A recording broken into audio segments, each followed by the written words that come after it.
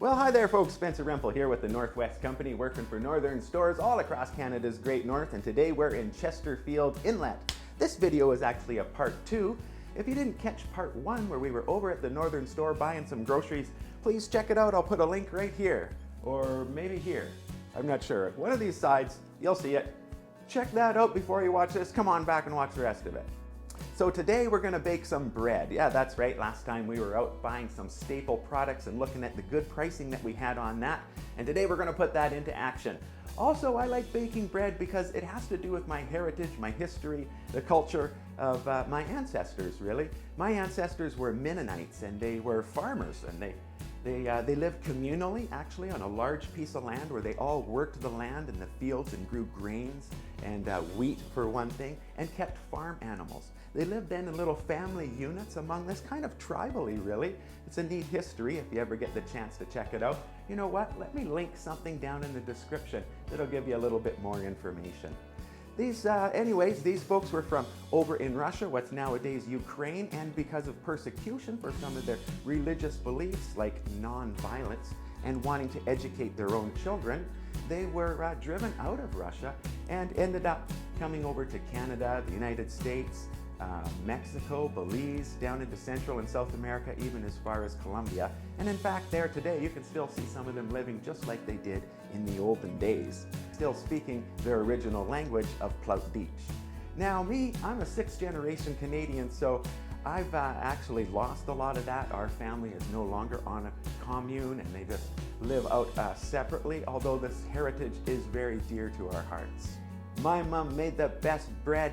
She'd make big white bread and she'd make beautiful fluffy white buns, and that's what I wanted to try here for you today. This is going to be my 3rd attempt at trying this.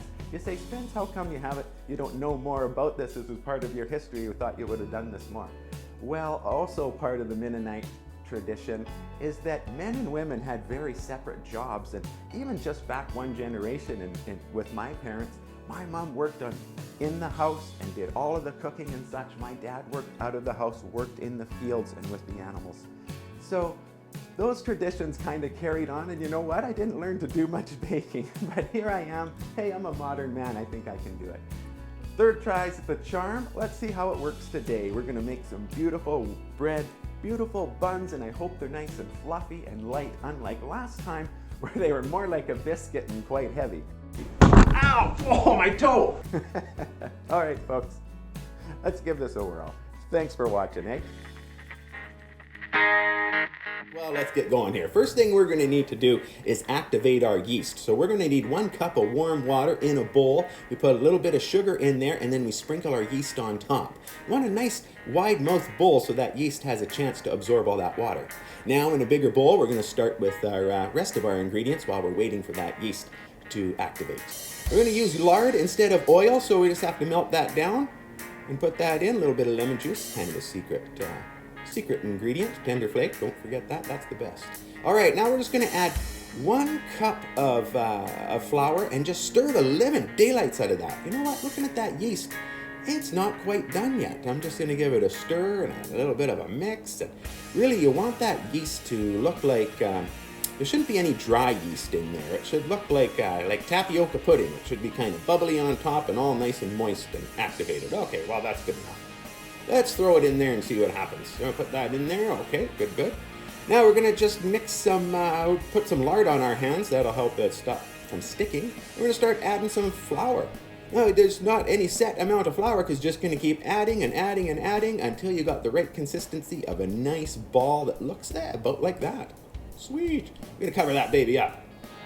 All right, well, it's been 1 hour that our dough has been sitting and just rising. Theoretically, it should have at least doubled in size. So let's take a look at that. Whoa! Oh, yes, look at that. That at least doubled in size. Woo-hoo! All right, let's get back to work.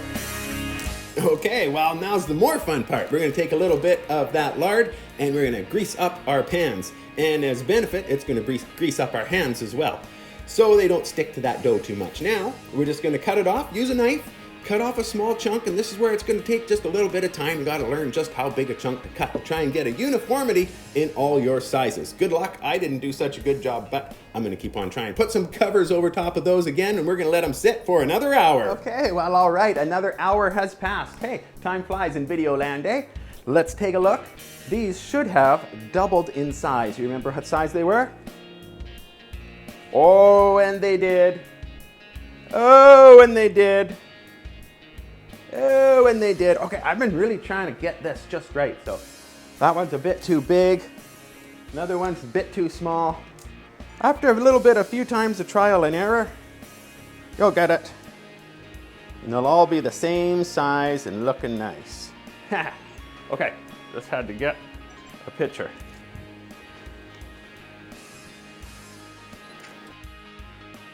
Bear with me. All right. So now we're going to put them in the oven. We've got the oven set at 375, and I'm going to bake them for 20 minutes. I actually love this oven. This is a newer oven. We just got it from the Northern store, of course, and it's a convection oven. And really what it does, it has fans in there that move the heat around so that it's completely even heat everywhere. Works really good. I've been happy with it. FYI. All right, let's get them in here.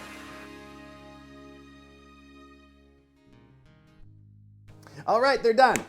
20 minutes. That's all it takes. Woo, doggies!